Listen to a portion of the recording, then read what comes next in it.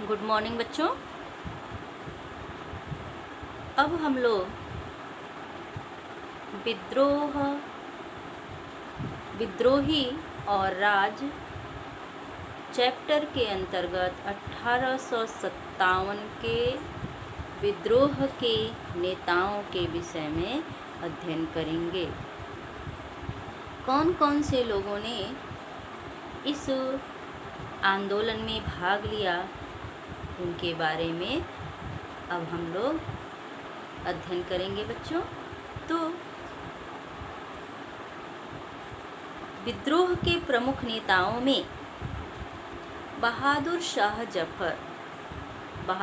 जफर का उल्लेख हम सबसे पहले इसलिए कह रहे हैं क्योंकि बहादुर शाह जफर भारत के मुग़ल बादशाह थे। उस समय भारत में 1857 में भारत में वैसे तो अंग्रेजी शासन, ईस्ट इंडिया कंपनी का शासन चल रहा था, किंतु भारत का वैधानिक सम्राट जो था वह था बहादुर शाह जफर। भले ही वह शक्तिहीन हो गया था, अंग्रेज़ों ने उसकी शक्तियों को हस्तगत कर लिया था, किंतु था तो वह भारत का सम्राट ही। इसीलिए अंग्रेज़ों के विरुद्ध भारतीय सैनिकों ने उसे नेतृत्व सौंपा था। 1857 के विद्रोह का नेतृत्व सौंपा था बच्चों। तो आइए हम लोग बहादुर शाह जफर के विषय में जानकारी ले लेते हैं।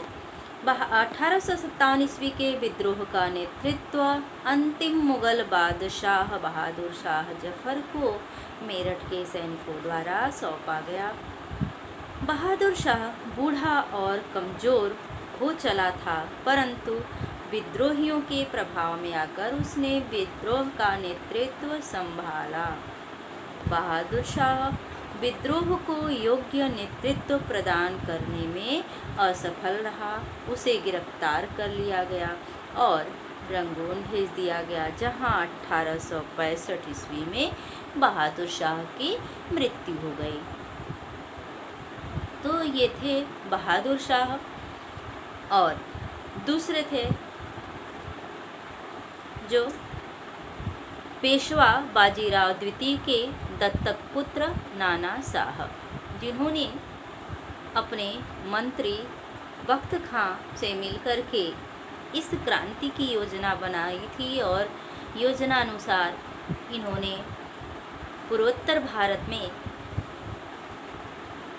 रोटी चपाती मीन्स रोटी और लाल गुलाब का फूल क्रांति के प्रतीक के रूप में घुमाया था और 31 मई क्रांति का डेट निश्चित किया था।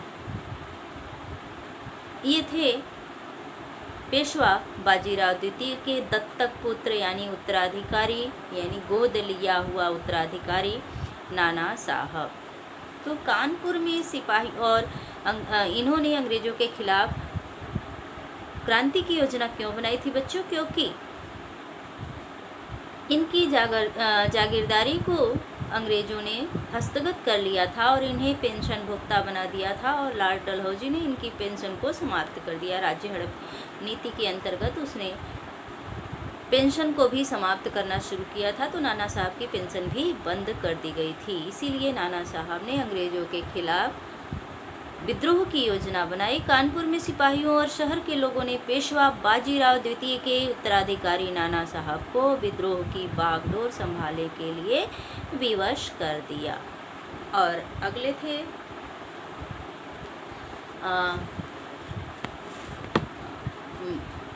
और ये नाना साहब जो थे, विद्रोह आरंभ होने के बाद नाना साहब ने कानपुर पर अधिकार कर लिया एवं स्वयं को पेशवा घोषित कर दिया। नाना साहब ने बहादुर शाह को भारत का सम्राट एवं स्वयं को उनका गवर्नर घोषित किया। नाना ने अनेक युद्धों में तात्या टोपे और अजीमुल्ला ये नाना साहब के प्रधानमंत्री थे। अजीमुल्ला की सहायता से अंग्रेज़ों को परास्त किया, परंतु आखिरकार नाना साहब को मात खानी पड़ी। अंग्रेजों ने कानपुर, बिठूर एवं अन्य ठिकानों पर अधिकार कर उन्हें भारत छोड़कर भागने को मजबूर कर दिया। तो ये स्थिति थी 1857 के विद्रोह में नाना साहब की। अब आगे बढ़ते हैं बच्चों। तो अगले थे जगदीशपुर के जागीरदार बाबू कुंवर सिंह। कौन थे बच्चों? बाबू कुंवर सिंह। बिहार में विद्रोह का सफल संचालन जगदीशपुर के जमींदार बाबू कुंवर सिंह ने किया। नाना साहब के साथ मिलकर उन्होंने अवध और मध्य भारत में अंग्रेजों से अनेक युद्ध लड़े और उन्हें पराजित किया। वृद्ध होने पर भी उन्होंने हार नहीं मानी और आरा, जगदीशपुर एवं अन्य निकटवर्ती क्षेत्रों से ब्रिटिश सत्ता समाप्त कर दी। अप्रैल 1858 में उनकी मृत्यु के बाद बिहार में विद्रोह का नेतृत्व उनके भाई अमर सिंह ने संभाला। कड़े संघर्ष के बाद अंग्रेज अमर सिंह को पराजित करने में सफल रहे। जगदीशपुर पर अंग्रेजी सेना ने अधिकार कर लिया एवं अमर सिंह को भागना पड़ा। तो इस प्रकार कुंवर सिंह और अमर सिंह की पराजय हुई और बिहार के विभिन्न क्षेत्रों पर अंग्रेजों का अधिकार हो गया। और अगले थे जो क्रांति के नेतृत्वकर्ता जनरल बख्त खां। कौन था बच्चों? जनरल बख्त खां। विद्रोह के अन्य प्रमुख नेता थे जनरल बख्त खां और फैजाबाद के मौलवी अहमदुल्ला। कौन कौन थे बच्चों? बख्त खां और अहमदुल्ला। और बख्त खां दिल्ली के सैनिक परिषद के प्रधान थे और उन्होंने बरेली, दिल्ली और लखनऊ में अंग्रेजों के विरुद्ध कड़ा संघर्ष किया था। कहाँ कहाँ बच्चों? बख्त खां ने कहाँ कहाँ नेतृत्व प्रदान किया? बरेली, दिल्ली और लखनऊ। और 1859 ईस्वी में एक युद्ध के दौरान वे मारे गए। 1859 में बख्त खां की मृत्यु हो गई। अगले हैं मौलवी अहमदुल्ला। क्या नाम है? मौलवी अहमदुल्ला। तो मौलवी अहमदुल्ला मद्रास के रहने वाले थे। वहाँ वे अंग्रेजों के विरुद्ध सशस्त्र क्रांति का आह्वान कर रहे थे। फैजाबाद आकर उन्होंने क्रांति का संदेश फैलाना शुरू किया। अवध क्षेत्र में मौलवी ने महत्वपूर्ण भूमिका निभाई। बाद में वे बुंदेलखंड में विद्रोहियों की सहायता करने लगे और यहीं पर उनकी हत्या कर दी गई। तो इस प्रकार मौलवी अहमदुल्ला ने फैजाबाद में विद्रोहियों को नेतृत्व प्रदान किया, किंतु बड़े दुर्भाग्य की बात है बच्चों कि बुंदेलखंड में उनकी हत्या कर दी गई। और अगली हैं जिनके विषय में आप सभी जानते हैं, आप सभी परिचित हैं। सुभद्रा कुमारी चौहान ने लिखा हुआ है, खूब लड़ी मर्दानी वो तो झांसी वाली रानी थी। तो अब हम अगली नेतृत्वकर्ता झांसी की रानी लक्ष्मीबाई पर प्रकाश डाल रहे हैं। तो विद्रोह की दूसरी वीरांगना जो थी, पहली अवध की बेगमों को या किसी को भी पहले स्थान पर रख सकते हैं। ये विद्रोह की वीरांगना झांसी की रानी लक्ष्मीबाई थी। झांसी पर जब अंग्रेजों ने आक्रमण किया तो रानी ने अंग्रेजी सेना का वीरतापूर्वक सामना किया। उन्होंने मृत्यु पर्यंत अंग्रेजों से हार नहीं मानी एवं डट कर उनका मुकाबला किया। झांसी और कालपी में पराजित होकर रानी ग्वालियर चली गई। वहाँ तात्या टोपे के साथ मिलकर ग्वालियर पर अधिकार कर लिया एवं तात्या को पेशवा के पद पर पुनर्स्थापित कर दिया। पेशवा, उस समय मराठा साम्राज्य में पेशवा का पद बहुत ही महत्वपूर्ण माना जाता था। पेशवा ही प्रधानमंत्री और वित्त मंत्री का कार्य करता था। तो इन्होंने क्या किया कि तात्या टोपे को पेशवा पद प्रदान कर दिया और ग्वालियर की रक्षा के लिए युद्ध करते हुए जून 1858 ईस्वी में रानी लक्ष्मीबाई वीरगति को प्राप्त हो गई थी। तात्या टोपे को गिरफ्तार कर बाद में फांसी दे दी गई थी। आप लोगों ने छोटे क्लास में हिंदी में पढ़ा ही होगा कि रानी का घोड़ा घायल हो गया, गिर गया और इसके बाद ह्यूरोज नामक अंग्रेज सेनापति ने घेर करके उन पर वार किया और इस प्रकार रानी लड़ते हुए वीरगति को प्राप्त हुई थी। ह्यूरोज की सेना द्वारा रानी पर आक्रमण किया गया था घेर करके और इसके अतिरिक्त जो है तात्या टोपे, जिनका वास्तविक नाम था रामचंद्र पांडुरंग, कानपुर में नाना साहब का साथ दिया और जैसा कि अभी हमने बताया झांसी की रानी लक्ष्मीबाई को जनता के दबाव में विद्रोह का नेतृत्व संभालना पड़ा, तो इन्होंने लक्ष्मीबाई का भी साथ दिया और लक्ष्मीबाई के हारने के बाद उनकी मृत्यु के पश्चात वीरगति को प्राप्त होने के पश्चात तात्या टोपे को गिरफ्तार कर लिया गया और बाद में फांसी पर चढ़ा दिया गया, फांसी दे दी गई। और लखनऊ में ब्रिटिश राज के समाप्त होने की खबर पर लोगों ने नवाब के युवा पुत्र बिजरिस कद्र को अपना नेता घोषित कर दिया था और इसी प्रकार कई स्थानों पर स्थानीय नेताओं ने किसानों, जमींदारों, आदिवासियों को विद्रोह के लिए तैयार किया। उत्तर प्रदेश में बड़ौद परगना के गांव वालों को शाहमल ने संगठित किया। छोटा नागपुर स्थित सिंहभूमि में एक आदिवासी काश्तकार गोनू ने के कोल आदिवासियों का नेतृत्व संभाला। तो बच्चों, इस प्रकार ये लिस्ट आप देख सकते हैं किसने कहाँ पर नेतृत्व प्रदान किया। अब हम जो सशक्त विद्रोह जहाँ पर महिलाओं ने नेतृत्व प्रदान किया था, हमने झांसी का जिक्र कर दिया। अब हम अवध की बेगम हजरत महल का जिक्र कर रहे हैं। अवध जो विद्रोहियों का गढ़ था, में विद्रोह का नेतृत्व बेगम हजरत महल ने संभाला था। उन्होंने अपने पुत्र बिरजिस कादर को, जिसका कि अभी हमने उल्लेख किया, लखनऊ में ब्रिटिश राज के बाद क्या हुआ, बिरजिस कादर को अपना नवाब घोषित कर दिया था वहाँ की जनता ने। तो उन्होंने क्या किया था, बिरजिस कादर को अवध की खाली गद्दी पर बैठाकर अंग्रेजों से संघर्ष छेड़ दिया था। बेगम को अवध की जनता का अपार समर्थन एवं सहयोग प्राप्त था।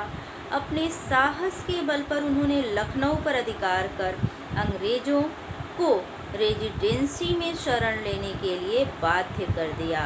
अंग्रेज बहुत ही कठिनाई से लखनऊ पर अधिकार कर पाए थे।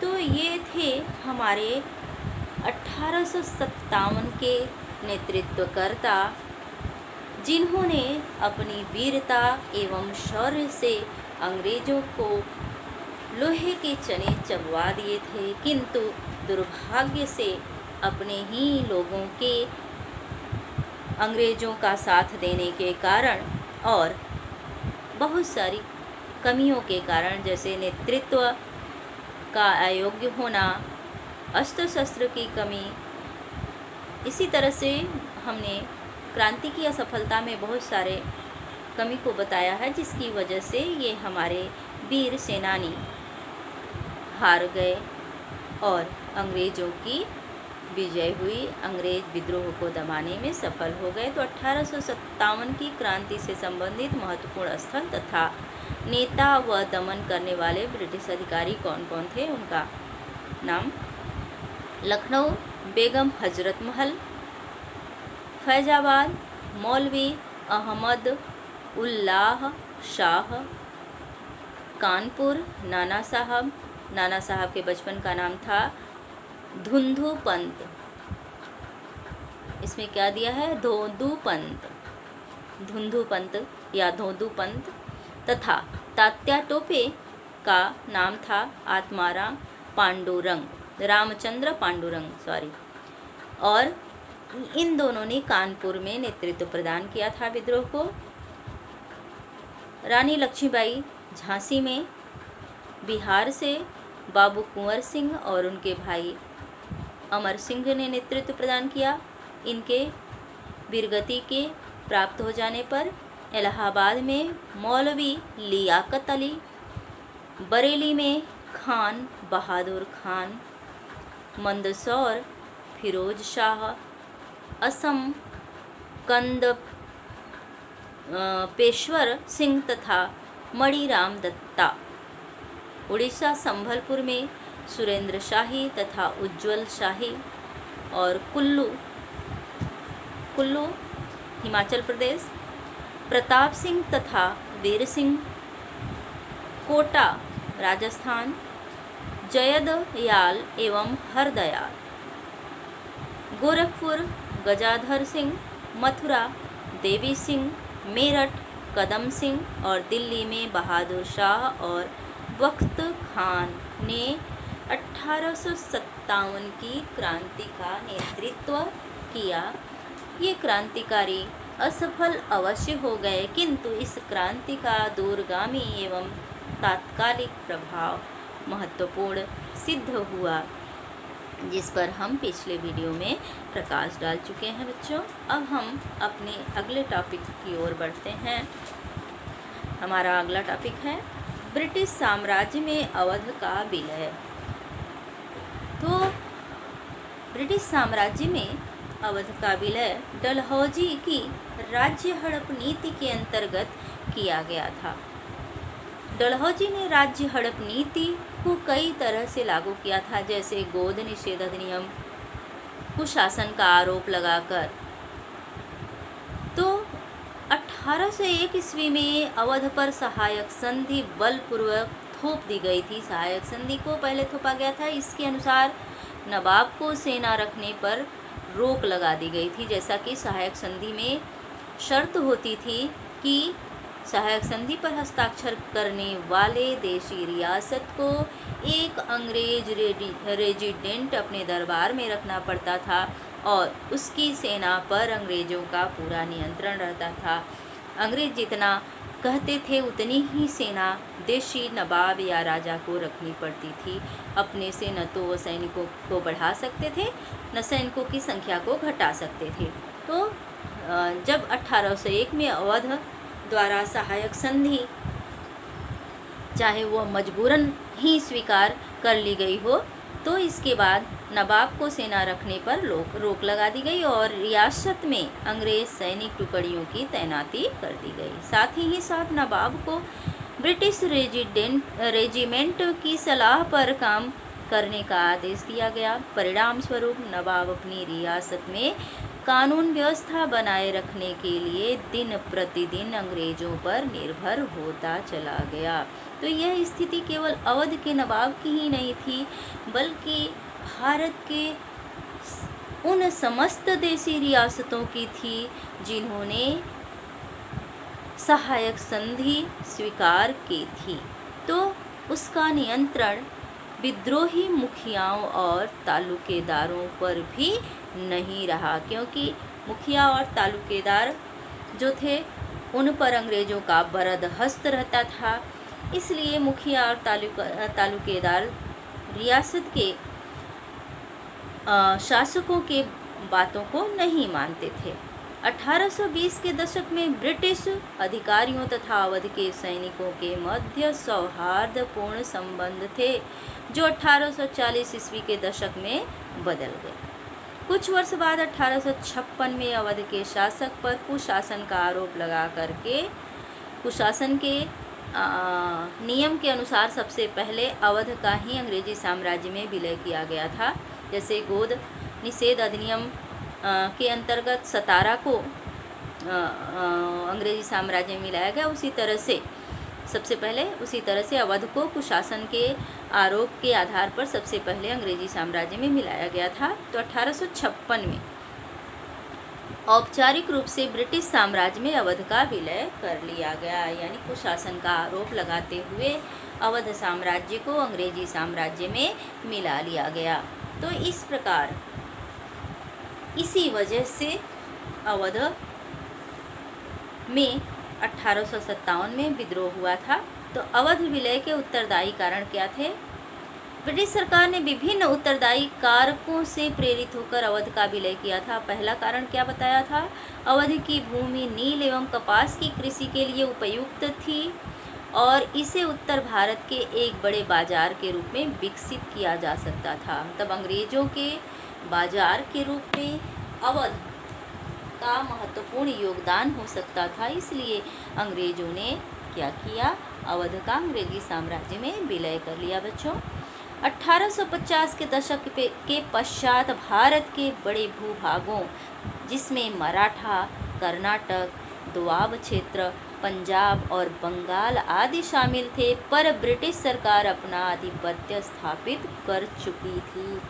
अवध के विलय के पश्चात उत्तर पर एक छत्र राज्य स्थापित करने की अंग्रेजों की उग्र इच्छा थी और वाजिद अली शाह, जो अवध के अंतिम नवाब, ये वाजिद अली शाह कौन थे? अवध के अंतिम नवाब के शासन को अवध में अलोकप्रिय मानना। उनके शासन को अंग्रेजों ने क्या कहा?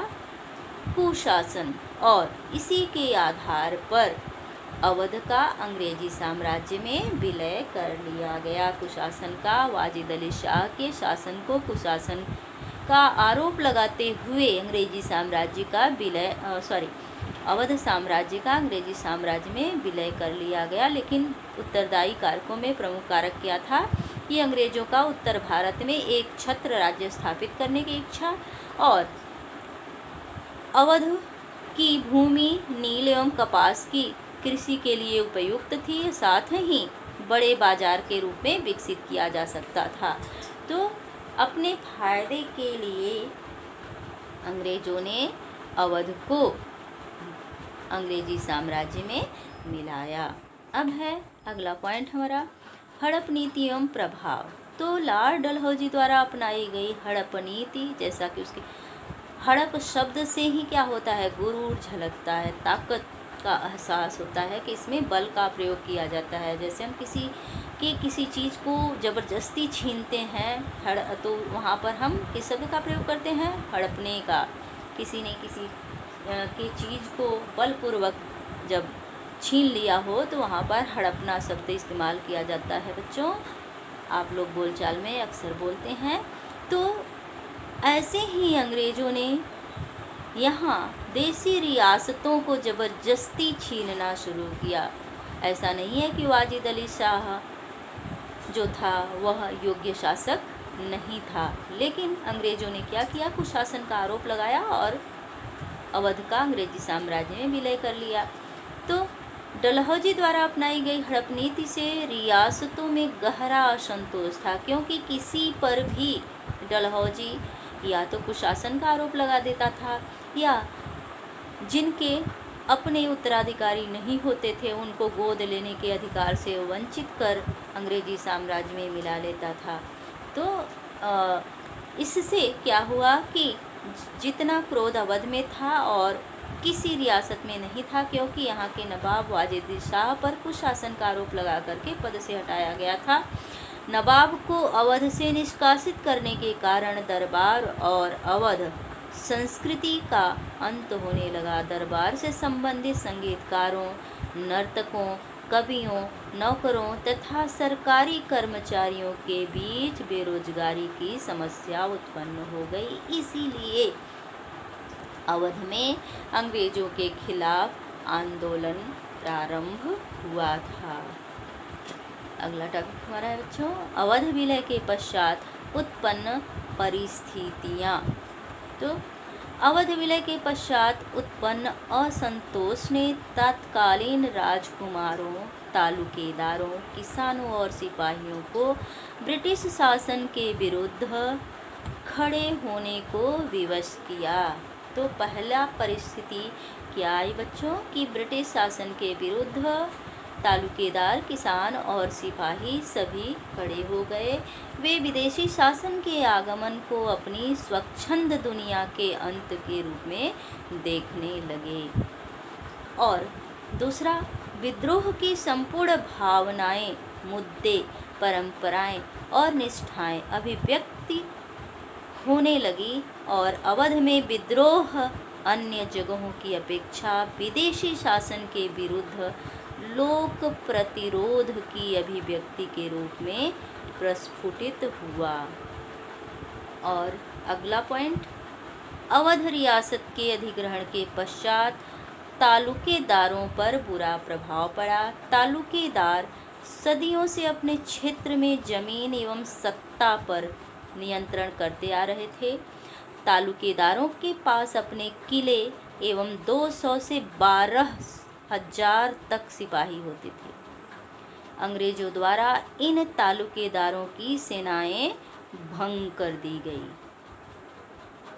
जो ऐश की जिंदगी जीते थे, अंग्रेजों के पिछलग्गू थे, पक्षधर थे, उनकी भी स्थिति अब क्या हो गई बच्चों, डल हो गई। साथ ही इनके दुर्ग भी समाप्त कर दिए गए, इनके सेना को भंग कर दिया गया, इनके दुर्ग को समाप्त कर दिया गया। इस प्रकार इनकी शक्ति भी समाप्त हो गई। अगला पॉइंट, 1856 में लागू की गई एक मुस्त बंदोबस्त की नीति के द्वारा तालुकेदारों को अपनी जमीनों से बेदखल कर दिया गया, जो छल और बल के अंतर्गत किया गया था। इसके परिणाम स्वरूप इनके पास गांवों की संख्या 67% से घटकर 38% हो गई। और अगला, ब्रिटिशों द्वारा अवध के विलय के पश्चात तालुकेदारों का अंत किए जाने के पीछे निम्न कारण थे। पहला था कि जमीन को तालुकेदारों से लेकर उसके असली स्वामी को देना। दूसरा, किसानों के शोषण में कमी लाना। तीसरा, राजस्व वसूली में वृद्धि करना। और इससे किसानों को लाभ नहीं हुआ, क्योंकि अनेक क्षेत्रों में मूल्य का निर्धारण ऊंचे स्तरों पर किया गया था। इतना ही नहीं, कुछ जगहों पर राजस्व में 30% से 70% तक की वृद्धि की गई थी। अगला पॉइंट है तालुकेदारों और ग्रामीण जनता के मध्य संबंध। तो तालुकेदार जो होते थे, ये इनको सत्ता से बेदखल करने के प्रभाव स्वरूप किसानों एवं तालुकेदारों का सामाजिक बंधन बिखर गया, जो निष्ठा और संरक्षण की डोर से बंधा हुआ था।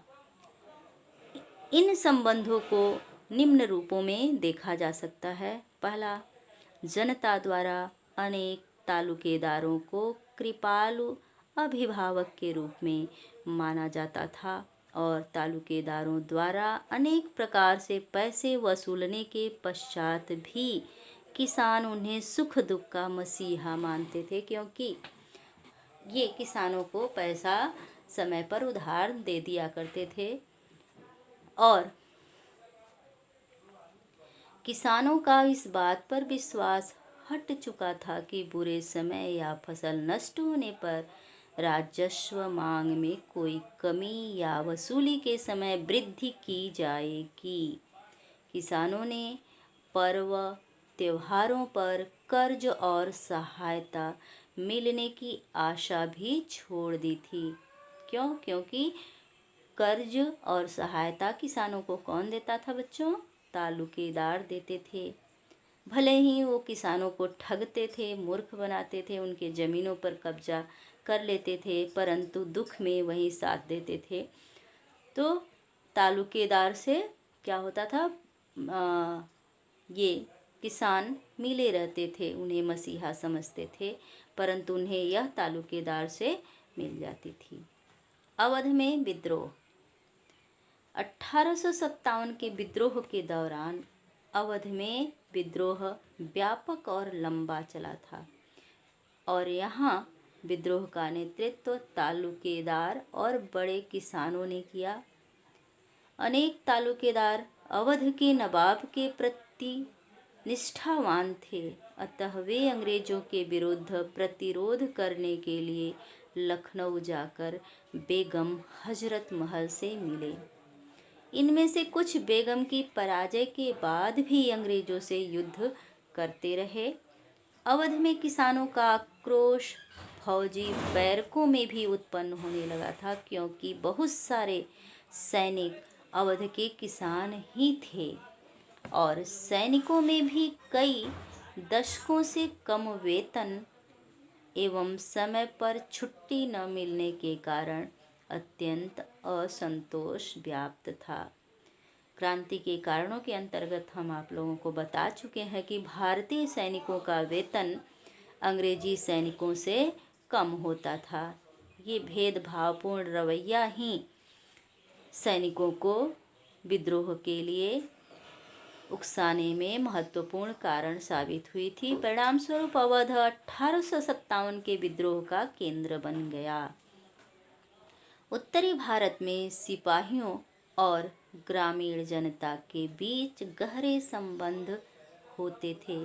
बंगाल आर्मी के सिपाहियों में से कई सिपाही अवध और पूर्वी उत्तर प्रदेश के गांवों से भर्ती होकर आए थे। इनमें से कई ब्राह्मण ऊंची जाति के थे, इसलिए अवध को बंगाल आर्मी की पौधशाला माना जाता था।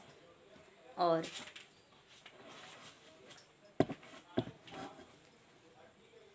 विद्रोहियों की चाह।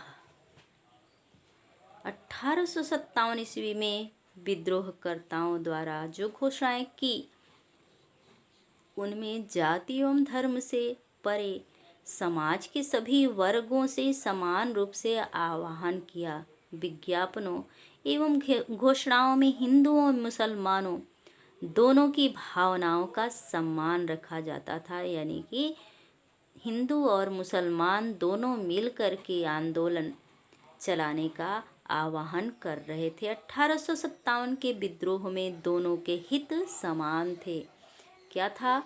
भारतीय साम्राज्य की स्थापना करना और अंग्रेजी साम्राज्य का अंत करना।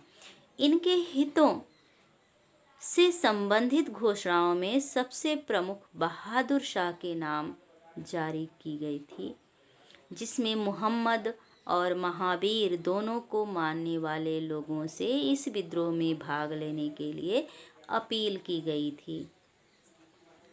अंग्रेज शासन द्वारा हिंदू मुस्लिम एकता तोड़ने के लिए 50 लाख तक खर्च किए गए। इसके बावजूद हिंदुओं और मुसलमानों ने विद्रोह में चट्टानी ताकत का परिचय दिया। विद्रोहियों द्वारा घोषणाओं में ब्रिटिश शासन से संबंधित प्रत्येक वस्तु का पूर्ण रूप से बहिष्कार कर दिया गया। विद्रोही नेताओं का कहना था कि ब्रिटिशों पर विश्वास नहीं किया जा सकता है। देशी रियासतों पर अधिकार और समझौतों का उल्लंघन करने की भी निंदा की जाती थी।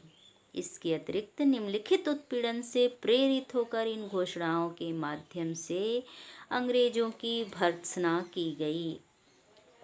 और निंदा एवं भर्त्सना के क्या कारण थे? बड़े छोटे भूस्वामियों को ब्रिटिश राजस्व द्वारा बेदखल कर दिया जाना, व्यापार द्वारा दस्तकार और बुनकर भी धीरे धीरे समाप्त हो गए, क्योंकि भारत में मशीनों से बना बनाया माल सस्ते दामों पर भारत के बाजारों में बिकने लगा। इसलिए दस्तकार और मुसलमान बेरोजगार हो गए, बेकार हो गए। विद्रोहियों में इस बात का भय कि अंग्रेज हिंदुओं व मुसलमानों की जाति एवं धर्म को नष्ट कर ईसाई धर्म का प्रसार करना चाहते थे। विद्रोहियों द्वारा लोगों को प्रेरित किया गया कि वे एकत्र होकर अपने धर्म, सम्मान, व्यवसाय आदि की रक्षा के लिए लड़ाई लड़ें। यह लड़ाई व्यापक सार्वजनिक भलाई की लड़ाई होगी। यह विद्रोह अनेक जगहों पर ब्रिटिशों के विरुद्ध, उन सभी शक्तियों के विरुद्ध हमले का रूप ले लेता था जिनको अंग्रेजों का हितैषी या जनता का शोषक माना जाता था, जिसमें शहर के संभ्रांत, गांव में सूदखोर आदि शामिल होते थे। दिल्ली, लखनऊ, कानपुर जैसी जगहों पर अंग्रेजी शासन के नष्ट हो जाने के पश्चात विद्रोहियों द्वारा एक वैकल्पिक सत्ता स्थापित की गई। इस सत्ता को बनाए रखने के लिए अनेक प्रयास किए गए, जिसका वर्णन इस प्रकार है। पहला, पुरानी दरबारी संस्कृति का सहारा लिया गया। दूसरा, विभिन्न पदों पर नियुक्तियां की गई। तीसरा, राजस्व वसूली के साथ साथ सिपाहियों के वेतन के भुगतान के लिए व्यवस्था की गई। चौथा, लूटपाट को स्थगित करने के लिए आदेश पत्र जारी किए गए एवं अंग्रेजों के विरुद्ध जंग को जारी रखने की नीतियां भी बनाई गई। अगला, सेना की कमान श्रृंखला निर्धारित कर दी गई और विद्रोहियों द्वारा स्थापित वैकल्पिक सत्ता का मुख्य उद्देश्य युद्ध की आवश्यकताओं की पूर्ति करना था। परंतु अंग्रेजों की कूटनीति एवं दमन चक्र के सामने यह सत्ता अधिक दिनों तक नहीं टिक पाई और अंग्रेज विद्रोह को दबाने में सफल हो गए। तो अगला टॉपिक हमारा है विद्रोह का दमन। तो उपर्युक्त विवरणों के आधार पर, जैसा कि हमने विभिन्न टॉपिकों के अंतर्गत आप लोगों को बताया कि अंग्रेजों ने किस प्रकार विद्रोह का दमन किया और दमन करने में क्यों सफल हो गए, उस पर अब हम प्रकाश डाल रहे हैं। तो उसके आधार पर, यानी उपर्युक्त विवरण के आधार पर ऐसा लगता है कि 1857 ईस्वी के विद्रोह का दमन करना अंग्रेजों के लिए सरल नहीं था। अंग्रेजों द्वारा विद्रोह को शांत करने के लिए 1857 ईस्वी के मई और जून में अनेक कानून पारित करने पड़े और पूरे उत्तरी भारत में मार्शल लॉ लागू कर दिया गया। साथ ही सिपाही, अफसर, साधारण अंग्रेजों को भी उन भारतीयों पर मुकदमा चलाने एवं सजा देने का अधिकार मिल गया जिन पर विद्रोह में भाग लेने का शक था। इन कानूनों के माध्यम से कानून की समान प्रक्रिया का अंत कर दिया गया एवं विद्रोहियों का अंत करने की नीति को अपनाया गया। इसके पहले कुछ लोग यह कहते हैं कि अंग्रेजों का शासन भारत में कानून का शासन था, क्योंकि मध्यकाल तक भारत में विभिन्न वर्गों के लिए विभिन्न प्रकार के कानून का इस्तेमाल किया जाता था। जब अंग्रेज आए बच्चों, तो इन्होंने क्या किया कि सबसे पहले कानून में समानता ला दी, यानी सबके लिए एक समान कानून। किंतु 1857 की क्रांति के पश्चात फिर वही स्थिति उत्पन्न हो गई, यानी भेदभावपूर्ण कानून बनाया गया और इन कानून के माध्यम से क्या हुआ, समान प्रक्रिया का अंत हो गया एवं विद्रोहियों का अंत करने की नीति को अपनाया गया। और अगला पॉइंट, दिल्ली पर अधिकार करने के लिए जून 1857 में कलकत्ता और पंजाब दोनों ओर से हमला किया गया। जैसा कि आप सभी जानते हैं, इसी चैप्टर के अंतर्गत हमने बताया आप लोगों को कि मेरठ के सैनिकों ने दिल्ली से अंग्रेजी शासन, ईस्ट इंडिया कंपनी के शासन का अंत कर दिया था और फिर से मुगल शासन स्थापित कर दिया था। तो 1857 के अंत में क्या हुआ कि अंग्रेजों को दो तरफ से आक्रमण करना पड़ा दिल्ली पर अधिकार करने के लिए। कहाँ कहाँ से बच्चों? कलकत्ता और पंजाब दोनों की तरफ से। और सितंबर 1857 तक दिल्ली पर अंग्रेजों का अधिकार स्थापित हो गया। विद्रोह को दबाने के लिए अंग्रेजों ने ब्रिटेन से विशेष सैनिक टुकड़ियों को बुलाया था और इसके अतिरिक्त अंग्रेजों ने वर्तमान उत्तर प्रदेश के एक बड़े भाग में जमींदारों एवं काश्तकारों की एकता को तोड़ने के लिए जमींदारों को उनकी जमीन लौटा देने का आश्वासन दिया था। यानी प्रलोभन दे करके जमींदारों को अपनी ओर मिला लिया था। वे जमींदार जिन्होंने विद्रोह में विद्रोहियों का साथ दिया, उन्हें जमीन से बेदखल किया गया एवं साथ न देने वालों को पुरस्कृत किया गया। तो इस प्रकार अंग्रेज जमींदारों को पुरस्कार दे करके उन्हें अपनी ओर मिला लिए और विद्रोह को दबाने में सफल हो गए। अगला पॉइंट है विद्रोह की जानकारी हेतु स्रोत। तब किस साधनों के माध्यम से हमें विद्रोह की जानकारी प्राप्त होती है? तो इतिहासकारों द्वारा 1857 ईस्वी के विद्रोह से संबंधित जानकारी हेतु स्रोतों के लिए अंग्रेजों द्वारा लिखित दस्तावेजों तथा चित्रों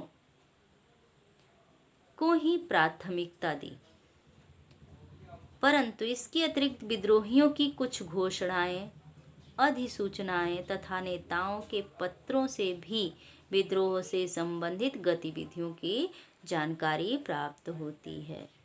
तो मुख्यतः अंग्रेजों द्वारा लिखित दस्तावेज और चित्रों को प्राथमिकता दी जाती है, किंतु बच्चों विद्रोहियों की भी घोषणाएं, अधिसूचनाएं और अनेकों पत्रों से विद्रोह की जानकारी को निष्पक्ष रूप से समझा जा सकता है। अगर हम केवल अंग्रेजों के दस्तावेजों और चित्रों का अध्ययन करें तो एक तरफा प्रकाश पड़ेगा। इसलिए हमें विद्रोही नेताओं के पत्रों, घोषणाओं, अधिसूचनाओं आदि पर भी ध्यान केंद्रित करना जरूरी है।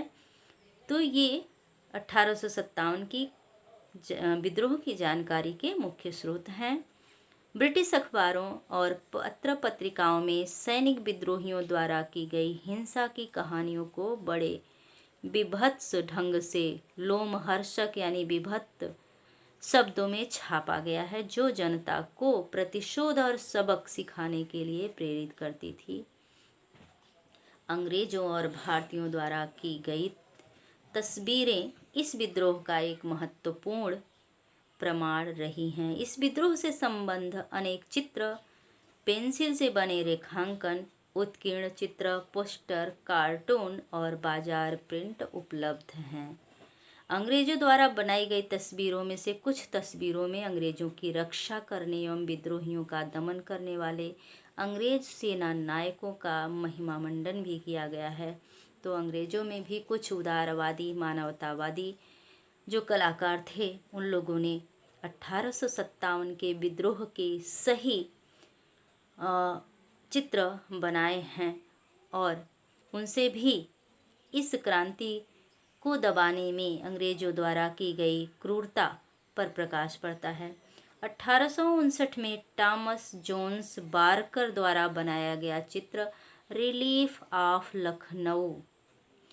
लखनऊ की राहत इसी प्रकार का एक उदाहरण है, जिसमें लखनऊ पर विद्रोही टुकड़ियों ने घेरा डाला तो ब्रिटिश सेना नायकों द्वारा उसे घेरे से मुक्त कराते हुए दिखाया गया है। 25 सितंबर 1857 को जेम्स आउट्रम और हेनरी हैवलॉक के नेतृत्व में ब्रिटिश सेना लखनऊ पहुंची, जिसने ब्रिटिश टुकड़ियों को सहारा दिया। 20 दिन पश्चात कॉलिन कैंपबेल के नेतृत्व में भारत में ब्रिटिश सेना आई, जिसने रक्षक सेना को विद्रोही घेरे से छुड़ाया। बार्कर की पेंटिंग में कैंपबेल के आगमन के क्षण के उत्सव का चित्रण किया गया है। यानी अंग्रेजी सेना कमजोर पड़ चुकी थी विद्रोही सेनाओं के आगे, किंतु जैसे ही कैंपबेल की योग्य सेना भारत में पहुंची, अंग्रेजों में उत्साह का संचार हो गया। भारत में महिलाओं एवं बच्चों के साथ हुई हिंसा की कहानियों को अखबारों में पढ़कर ब्रिटिश जनता अपनी सरकार से प्रतिशोध और सबक सिखाने के साथ साथ निर्दोष महिलाओं के सम्मान की रक्षा एवं निसहाय बच्चों की सुरक्षा करने की मांग करने लगी। तो ऐसा नहीं है कि सभी अंग्रेज जो थे वो अन्यायी थे, अत्याचारी थे बच्चों। वहाँ अंग्रेजों में भी कुछ लोग ऐसे थे जो निसहाय बच्चों की सुरक्षा और महिलाओं के सम्मान की रक्षा की मांग करने लगे। और चित्रकारों ने इस सदमे और पीड़ा को अपनी चित्रात्मक अभिव्यक्तियों के माध्यम से इन भावनाओं को स्वरूप दिया है। तो ये चित्र भी 1857 के विद्रोह के प्रमुख स्रोत हैं।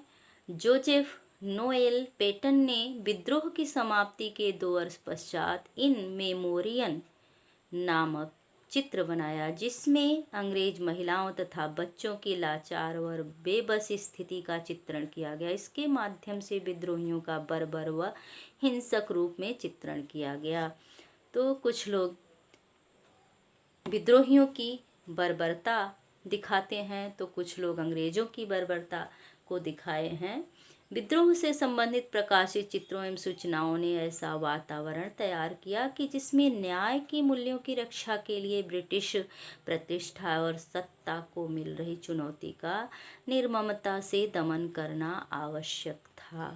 तो विद्रोहियों की निर्मम हत्या व फांसी की तस्वीरों का पत्र पत्रिकाओं के माध्यम से प्रचार प्रसार किया जा रहा था। ब्रिटिश पत्रिका पंच में एक कार्टून के द्वारा कैनिंग को एक भव्य नेक बुजुर्ग के रूप में चित्रित किया गया है। इस चित्र में कैनिंग का एक हाथ एक सिपाही के सिर पर है, जिसके हाथों में नंगी तलवार एवं कटार है, जिससे खून टपक रहा है। इस चित्र का चित्रण उस समय के अनेक चित्रों में किया गया है, यानी कि अंग्रेज सिपाहियों को जो विद्रोह का दमन कर रहे थे उनको अंग्रेजों द्वारा शाबाशी दी जा रही थी। कैनिंग एक ऐसा गवर्नर जनरल था जिसने यह घोषणा की कि नरमी और दया भाव से सिपाहियों के विश्वास को जीता जा सकता है। कैनिंग की इस घोषणा का ब्रिटेन की प्रेस में मजाक उड़ाया गया था। यानी कैनिंग जो था वह मानवतावादी दृष्टिकोण का था। कला व साहित्य द्वारा विद्रोह का चित्रण। 20वीं सदी में राष्ट्रवादी आंदोलन को 1857 के विद्रोह से प्रेरणा मिली और 1857 के विद्रोह को प्रथम स्वतंत्रता संग्राम के रूप में माना जाता है, जिसमें देश के प्रत्येक समुदाय के लोगों ने एक साथ मिलकर साम्राज्यवादी शासन के विरुद्ध जंग लड़ी। 1857 की यादगार को जीवित रखने में इतिहास लेखन के समान कला साहित्य ने भी महत्वपूर्ण भूमिका निभाई। राष्ट्रवाद की भावना को जागृत करने का साहित्य एवं कला के द्वारा भिन्न भिन्न दृश्यों के रूप में चित्रण किया गया, जो इस प्रकार है। पहला, विद्रोही नेताओं को एक ऐसे नायक के रूप में दर्शाया गया जो देश को रणक्षेत्र की ओर ले जाते हैं। दूसरा, नायकों को दमनकारी साम्राज्यवादी शासन के विरुद्ध उत्तेजित करते हुए चित्रित किया गया। झांसी की रानी को एक मर्दाना के रूप में दुश्मनों को मौत के घाट उतारते हुए आगे बढ़ते हुए चित्रित किया गया। और लोक छवियों में रानी लक्ष्मीबाई को हमेशा फौजी पोशाक में घोड़े पर सवार और एक हाथ में तलवार लिए हुए ही दिखाया जाता है, जिसे अन्याय और विदेशी शासन के दृढ़ प्रतिशोध का प्रतीक समझा जाता है। चित्रों से चित्रकार की समझ एवं उसकी भावनाओं के साथ साथ उस जनता के बारे में जान सकते हैं जो इन चित्रों की प्रशंसा या आलोचना करती या नकलों को खरीदकर घरों में सजाती है। समकालीन तस्वीरों ने समकालीन भावनाओं अनुभवों को प्रतिबिंबित करने के साथ साथ संवेदनाओं को भी व्यक्त किया। ब्रिटेन में छपे चित्रों से उत्तेजित वहाँ के लोग विद्रोहियों को कुचल डालने के लिए स्वर बुलंद कर रहे थे, तो दूसरी ओर भारतीय राष्ट्रवादी तस्वीरें हमारी राष्ट्रवादी भावना को जन्म देने में सहायता कर रही थी। तो इस प्रकार साहित्य एवं कला द्वारा किसी भी देश की जनता का मन स्थिति आसानी से बदला जा सकता है। साहित्य एवं कला देशभक्ति को जगाने में समर्थ है, तो विद्रोह कराने में भी उतनी ही क्षमता रखती हैं। तो इस प्रकार हम देखते हैं कि 1857 की क्रांति के लिए जहां अंग्रेजों की गलत नीतियां जिम्मेदार थी, वहीं मुगल शासक की कमजोरी भी उत्तरदायी मानी जा सकती है। और विद्रोह को दबाने में अंग्रेज इसलिए सफल हो गए क्योंकि विद्रोह न तो संगठित तौर पर हुआ और न ही विद्रोही नेताओं का एक उद्देश्य था और न ही एक क्षेत्र था, और साथ ही विद्रोहियों की चाहत भी एक नहीं थी। इसलिए अंग्रेज विद्रोह को दबाने में सफल हो गए, किंतु विद्रोह